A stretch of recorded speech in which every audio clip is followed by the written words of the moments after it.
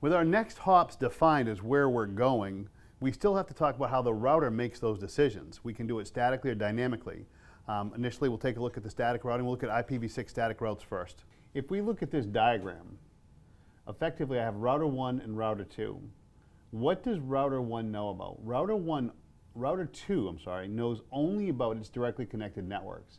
So router 2 would know about this 2001 ACAD4 network. It will know about this 2001 ACAD5 network. Now I've abbreviated and put the 0db8 in here just to make life easy for me. So this is the 4 network, this is the 5 network, and then between them is this 3 network. So router 2 knows about the 3, 4, and 5 network. But if router 2 were to get a packet from PC4 going to PC1 or 2, it would have no idea where the ACAD1 or the ACAD2 network was. So what we need to do is we need to tell the router how to get there. And that's a static route if we want to do it manually. Again, we can use dynamic routing protocols we'll take a look at later, but right now we'll just look at the static piece. So how do we do it? Well, we create an IPv6 route to do that. And you can see the example here. And what we're actually doing, if we spell it out, rather than just look at the command itself, actually look at what it does. What I want to do is I want to say, hey router, so this is for R2. Hey router, if you see a packet destined for the ACAD1 network, so hey router, if you see an IPv6 packet that wants to go to the 2001 0db8 colon ACAD colon 1 network, and I need to tell it it's a network ID. So how do you get there? And I want to specify its next hop. Remember when we were talking about next hop addressing, it's always the next hop. How do you get to the next hop? And for us, we didn't really talk about those specifics, but the specifics are we look at the IP address and we make that decision. Where's the next hop? It's 2001 0db8 ACAD 3 colon 1. Again, right here, 2001 0db8 ACAD 3 colon 1.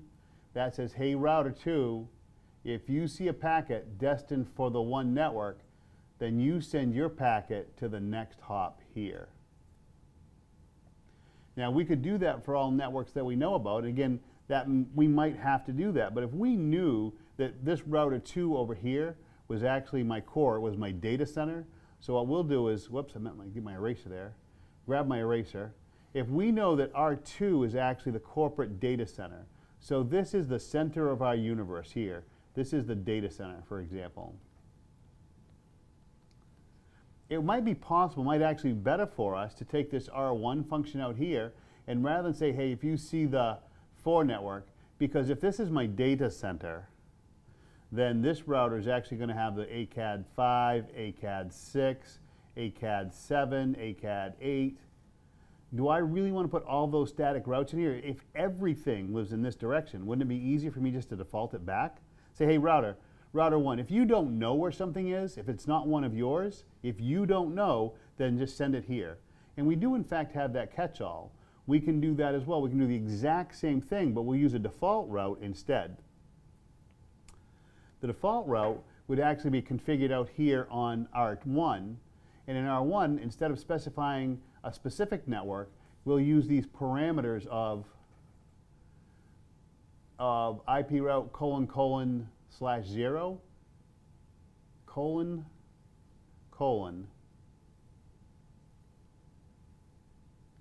/0. That's the default catch-all. That means if you don't match anything. So what we're saying is, router, if you don't match anything, where are you going to go? Well, where's the next hop? Why does it say 0, It turns out this is a special case.